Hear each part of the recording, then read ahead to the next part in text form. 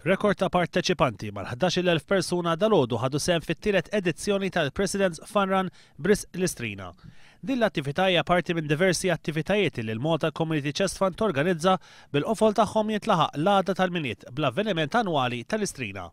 Fl-10 ta' dal-għodu bdiet il-mixja minn quddiem Casa Leone f'Santa Venera fejn preżenti kien hemm fost l-oħrajn Margaret Abela Mart il-President, il-mexxej Laburista Joseph Muscat u Martu Michel kif ukoll il-Prim Ministru Lawrence Gonzi u Martu Kate. 20 minuta wara bdiet il-ġirja mill-Palazz ta' San Anton illi tmexxiet mill-President innifsu George Abela.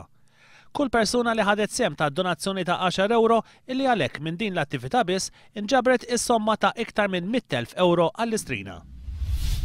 Il-Partit Laburista jaf fejn irid jasal u jaf kif se jasal. F'intervista mal-Gazzetta The Malta Independent on Sunday, il-mexxej Laburista Joseph Muscat qal illi l-51 proposta li ressa fit-tweġiba tiegħu għall-baġit huma soluzzjonijiet konkreti li l-Partit Laburista les li wettaq. Fl-istess ħin dawn il-proposti huma biss il-bidu għaliex il-Partit Laburista għaddej b'ħidma qawwija sabiex ifassal manifest elettorali li l-Gvern ġdid se jkun les li wettaq. Dwar il-proġett propost minn kumpanija Sargas, Dr. Muscat qal li dan il-proġett mhux il-pjan kollu li għandu l-Partit Laburista u lanqos huwa neċessarjament parti minn dan il-pjan iżda huwa biss wieħed mill-possibilitajiet ikkonsidrati.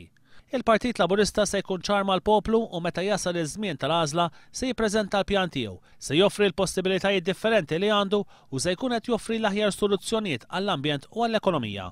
L-ewwel pass ta' David Cameron meta sar Prim Ministru tal-Ingilterra f'Mejju tas-sena l-oħra kien illi jnaqqas is-salarju tiegħu u tal-Ministri b'5%. Issa ġie żvelat mill-Gazzetta The Mail on Sunday illi Cameron informa lill-Ministri tiegħu illi se jkollhom iħallsu 50% iktar għall-iskema tagħhom tal-pensjoni. Fitra li bat Cameron lill-Kabinett tiegħu qal illi l-pensjoni tagħhom huma l-iktar ġenerużi fis-servizz pubbliku. Tifla ta' 6 snin mill-Ħazzabar sofri ġrieħi gravi iżda ma tinsax fil-periklu tal-mewt wara inċident ta' traffiku l-bieraħ filgħaxija f'Ħazzabar. It-tifla flimkien ma' omma ta' 34 sena intlaqtu minn karozza. L-inċident seħħ għal ħabta ta' 26 fit-triq il-Lejber f'Ħazzabar. Il-pulizija qalu li l-om u t-tifla intlaqtu minn vettura misjuqa minn tfajla ta' 19 sena miż-Żejtun. Tian Tian u Yang Guang huma żewġ giant pandas illi għandhom 8 snin. Twiedu ċ-Ċina iżda mill-ħadd se jibdew jgħixu ħajja kompletament differenti fiż-żu ta' Edinburgh. Il-wasla ta' dawn iż-żewġ pandas timmarka l-qofol ta' ħidma ta' 5 snin sabiex inġibu fl-Iskozja u għall-ewwel darba wara 17 sena żewġ giant pandas jibdew jgħixu fir-Renju Unit.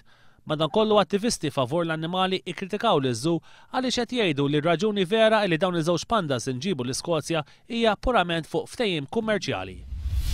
Luttu fid-dinja tal-futbol kif dal-għodu ħarġet l-aħbar illi l-plejer leġendarju u ex-captain tat-tim nazzjonali tal-Brażil Socrates miet fl-età ta' 57 sena. Il-ħamis li għaddu għaddaħħal għal-kura fl-isptar minħabba avvelenar fl-ikel. Matul il-karriera tiegħu Socrates lab 60 darba għal pajjiżu bejn l-1979 u l-1986 fosthom f'żewġ edizzjonijiet tat-Tazzi tad-Dinja u skorja 22 gowl. Meqjus bħala midfielder ta' klassi u lab għal Botafogo, Flamengo u Santos kif ukoll ma' Fiorentina fl-Italja u artira fl-età ta' 35 sena fl-1989.